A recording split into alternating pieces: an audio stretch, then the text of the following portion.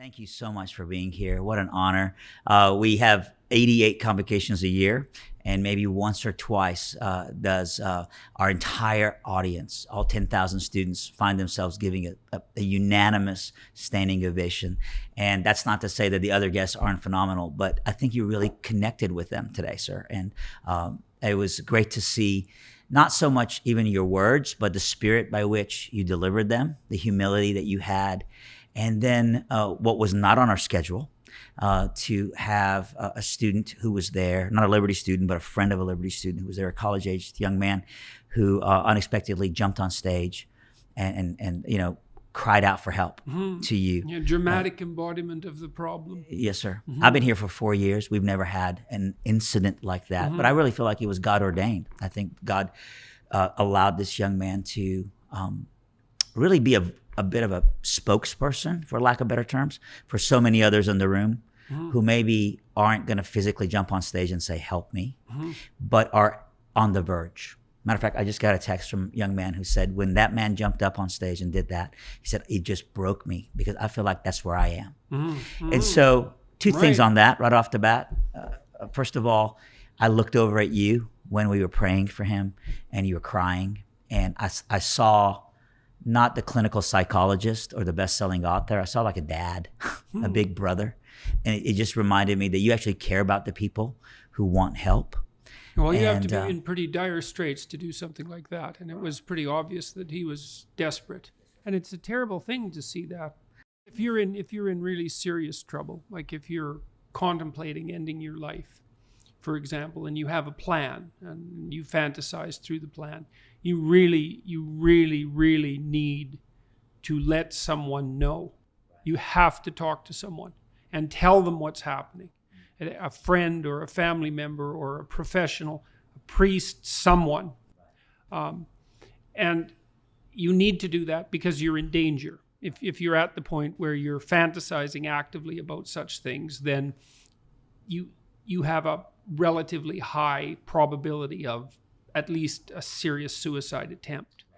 And so you don't want to take that lightly. And suicide is, well, first of all, it's permanent if it's effective. And it also, another thing to consider, and this is sometimes the vengeful aspect of suicide, is that, you may feel that you're doing your loved ones a favor by removing yourself from the world with all your trouble and catastrophe, but it's very common that family members and friends, but family members in particular, never recover from someone's suicide. They torment themselves for the rest of their life, wondering what they could have done differently, why the person didn't reach out, berating themselves for arguments that are typical in families that still may turn out unfortunately. It leaves a huge rift in the structure of things. And so, look, if you're feeling that way, there actually might be something wrong with you. That's the other thing. Like, you might be sick, physically. There's depression, for example, is a very complicated illness. And there's lots of physical reasons that people become depressed. And there are a lot of effective treatments. So, there is some possibility that if you allowed someone to know what you're experiencing, that you could be better. I've seen people recover from extremely serious cases of depression. They're usually somewhat fragile in their mood compared to other people permanently, but their quality of life lifts up to the point where life is well worth living. They can engage fully. And so, although it seems hopeless, and it's one of the terrible things about suicidal ideation, is things close in on you and it seems hopeless, that there are things that can be done, and you should do everything you can and do those things before you make that fatal decision. You don't have 16,000 people on campus and over 90,000 online without running into suicide situations. And I've got to tell you, most of the time when we get in the trenches and we just really begin to listen to someone, it's not the sins they've committed that brought them to that point. It's the sins that were committed against them. And so even when you say, do you realize that you're leaving a trail of tears, that you're not just ending your life, but that you're wrecking the lives of others. When they've been hurt by someone, they go, good, I want the people who hurt me to be hurt. Yes, well, that's the vengeful element. Yeah. Right. And so what we've learned is people just sometimes don't have the ability. It's not as easy as just start to make good decisions. You know, they don't have the ability to make them. Right. And so we feel like sometimes we need to come alongside of them and sometimes even take those first initial steps with them. If we have to even hold them accountable to it, grab them by the arm and say, we're going to do this. We're going to go get some help. But then show immeasurable amounts of grace and patience. And then they wake up they come out of the clouds a little bit. You know, you do that, right? If someone's afraid of getting in the elevator, it's not like we're going to push you into the elevator. What's the first step? No, of course you accompany them on the smallest possible part of the journey. You know, Yes, sir. the smallest possible implementable part of the journey. So what is the word what's the smallest, if someone desperately needs help, what are you saying to your child? What are you saying to someone who comes in and goes, well, the first thing I would do is to say, talk to someone, find someone who will listen. And I would say to those who want to help that you can get an awful long ways by listening and without premature attempts to make the person feel better. You know, when someone's that desperate, your premature attempts to make them feel better, it's not that bad. You're looking at it in too negative a way. That's not going anywhere. They may have a lot of woe to express before they get to anything that looks vaguely optimistic. And so you don't want to underestimate the utility of just trying to hear what the person is saying, right? So can I ask you, as a pastor, what I say to a student who is overwhelmed, when they see a giant that's bigger than them, instead of saying, oh, it's not a giant, you know, instead of discounting the pain or minimizing, I go, you know what? That's bigger than you, but it's not bigger than God. And I know it sounds like a cliche sermon, little zinger, but we just say, I don't even pretend that you have the power on your own to slay this Goliath in your life.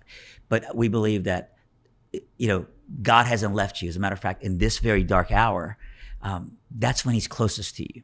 And so we're not looking for you to do this in your power, but we're looking for you to do this, you know, in the power of the one who died on the cross for you.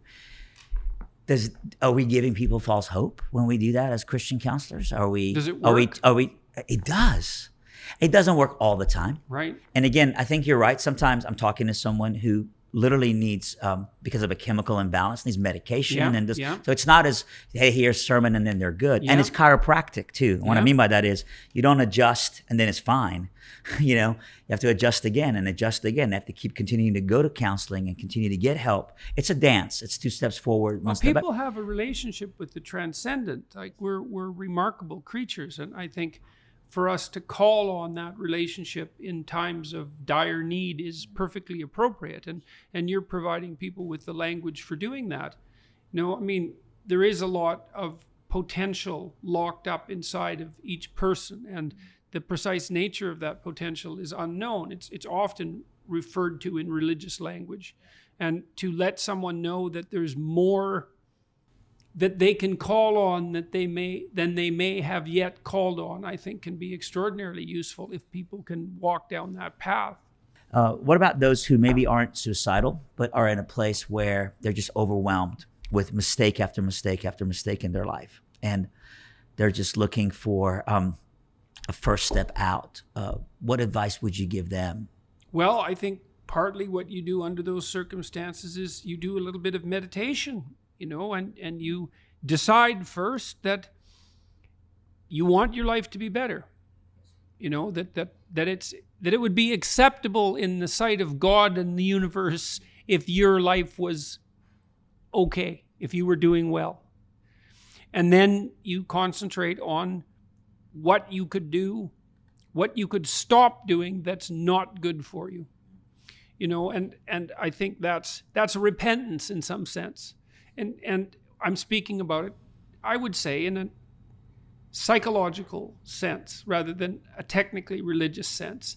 It's like, it's easy to sit on the edge of your bed and to think, look, there are things I'm doing, there are things I'm not doing that I should be doing, that I could and would do. Small things. You don't want to get grandiose, but you can start to improve your life incrementally by eliminating those things that are self-evidently making you bitter and miserable.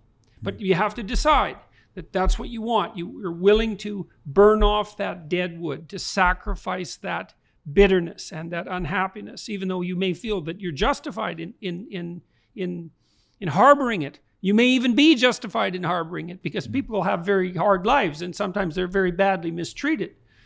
But you need to think, it's okay if things improve. And it would be worthwhile for me to start to abandon my, well, you could say my sin, my failure to make the mark, right? My failure to take proper aim, but to abandon those things that I'm doing that I know to be harmful to myself.